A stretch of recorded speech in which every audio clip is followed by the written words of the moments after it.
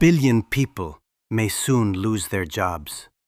Not because they failed, not because they were lazy, but because machines are becoming faster, cheaper, and more capable than human beings in many forms of work. For the first time in history, humanity is facing a future where intelligence itself can be automated. Not just physical labor, not just repetitive office tasks, but creativity, writing, programming, design, analysis, even decision-making. And at first, this sounds exciting. More efficiency, more convenience, more wealth. But beneath the surface lies a far deeper problem. For most people, work is not only a way to survive, it is structure, identity, purpose. It answers silent questions we rarely think about. Who am I? Why do I matter? What role do I play in society? A teacher teaches, a builder builds, a doctor heals, an artist creates. Through work, people feel useful, needed, connected to something larger than themselves. But what happens when society no longer needs what you can offer? What happens when algorithms perform your life's work in seconds? For millions of people, this will not feel like liberation. It will feel like replacement. And humans are not designed to live without meaning. When people lose purpose, they often lose direction. Anxiety rises, depression spreads, isolation grows. People begin to feel invisible, disposable, as if their existence no longer has value.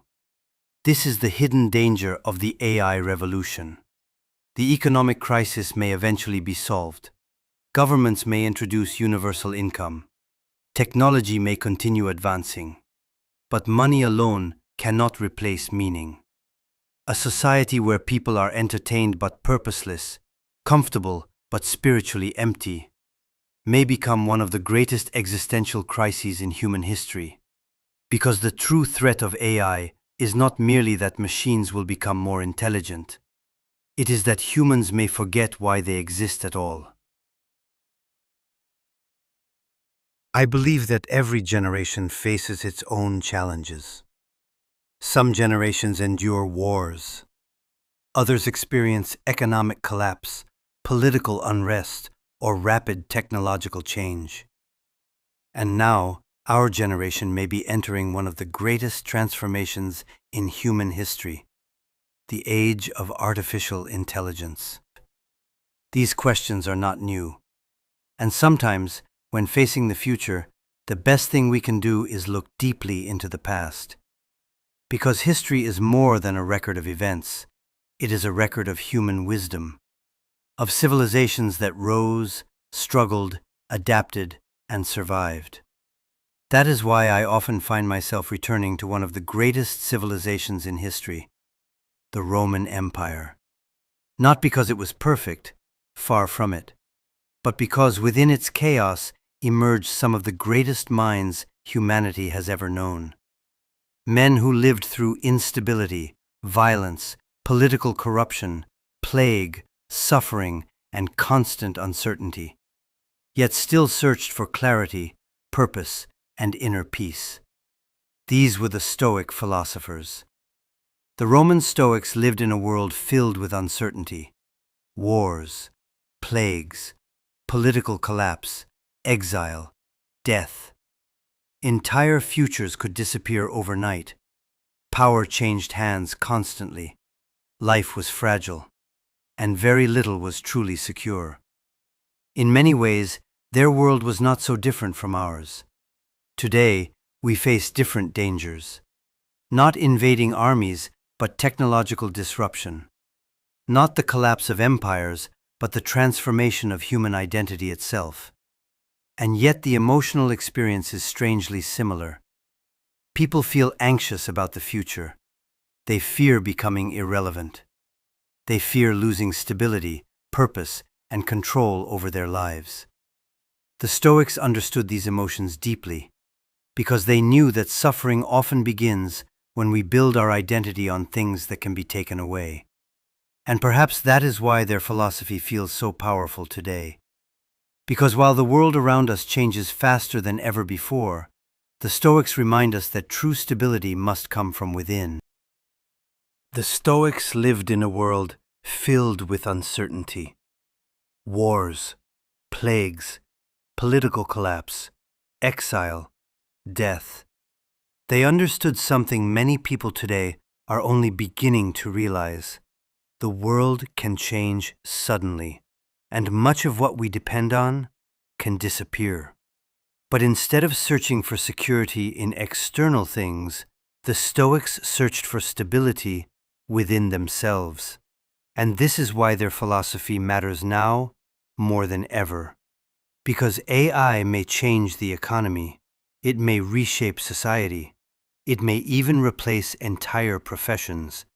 But according to the Stoics, your deepest value was never supposed to come from those things in the first place. The Stoics divided life into two categories: what you can control and what you cannot. You cannot control technological progress. You cannot control the decisions of governments or corporations. You cannot control whether AI continues to advance. But you can control your mind, your actions, your values, your character. And that changes everything. Because if your identity depends entirely on your job, then the loss of that job becomes the loss of yourself. But if your identity is rooted in your character, your courage, wisdom, discipline, compassion, then no machine can take that away from you. Marcus Aurelius, the Roman emperor, reminded himself constantly, "You have power over your mind, not outside events." This was not denial, it was strength. The Stoics did not teach passive acceptance. They taught resilience. Adapt to reality. Focus on what remains within your control. Use adversity as a chance to grow stronger, wiser, more conscious. And perhaps this is the deeper opportunity hidden inside the AI revolution. For centuries, humanity has tied worth to productivity, to careers, to status. But maybe losing these external identities forces us to confront a question we should have asked long ago. Who are we without them? The Stoics believed every human being possesses something greater than occupation or social status: the capacity to reason, to act with virtue, to live consciously, to seek truth.